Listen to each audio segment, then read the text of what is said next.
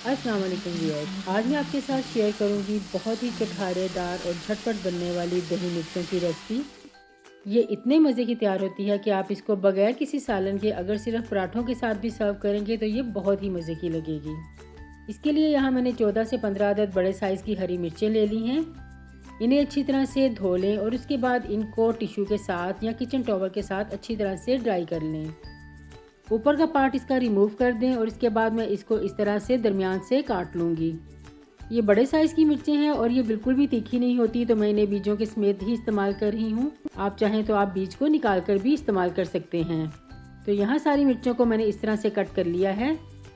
अब एक पैन में 4 टेबलस्पून कुकिंग ऑयल का डाल दें। 1 टीस्पून इसमें से सफ़ेद ज़ीरा शामिल करें और इसे इतनी देर तक फ्राई करें कि इसमें से बड़ी अच्छी सी खुशबू आने लगे। तो यहाँ ज़ीरा हमारा बड़ा अच्छा सा रोस्ट हो चुका है। फ्लेम को बिल्कुल लो कर दें और अब इसमें हरी मिर्चें शामिल कर दें। हरी मिर्चों को अब हम ऑयल में अच्छी तरह से 2 मिनट के लिए फ्राई कर लेंगे। मिर्चों की जो छींटें हैं वो भी उड़ती हैं, तो आप इस चीज़ का ख्याल रखिएगा। साथ ही इस पर ढक्कन लगा दें। 1 मिनट के लिए इसको पकने दें। फिर से इसको मिक्स कर लें। अच्छी तरह से मिक्स करने के बाद दोबारा से इसको कवर करें और फिर से इसको 1 मिनट के लिए लो फ्लेम पे कुक कर लें।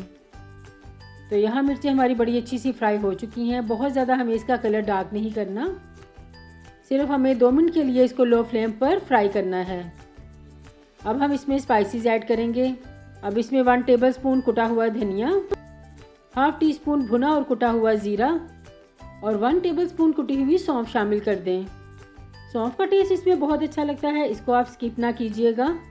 अब हाफ टी स्पून इसमें सुरख मिर्च पिसी हुई और हाफ टी स्पून या अपने टेस्ट के मुताबिक इसमें नमक शामिल कर दें। हाफ टी स्पून हल्दी पाउडर डाल दें और हाफ टी स्पून इसमें चाट मसाला ऐड कर दें। चाट मसाले की जगह आप इसमें अमचूर पाउडर भी इस्तेमाल कर सकते हैं। मेरे पास चाट मसाला था तो मैंने इसमें वही ऐड कर दिया।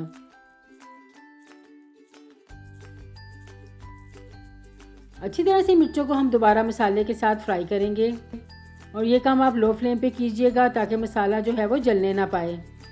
अब इसमें 1 टेबलस्पून लेमन जूस शामिल करें और फिर से इसको अच्छी तरह से मिक्स कर लें।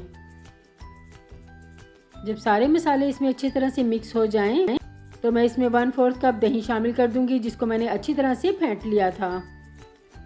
अब मिर्चों को दही में हम इतनी देर तक कुक करेंगे कि दही का पानी जो है वो ड्राई हो जाए। इस रेसिपी को तैयार करने में बमुश्किल आपके 10 मिनट लगेंगे और ये बहुत ही टेस्टी जो है वो तैयार हो जाएगी। तो यहाँ दही का पानी जो है वो ड्राई हो चुका है और इसका ऑयल भी जो है वो सेपरेट हो चुका है। तो बस अब हम फ्लेम ऑफ कर देंगे और इसे डिश आउट कर लेंगे।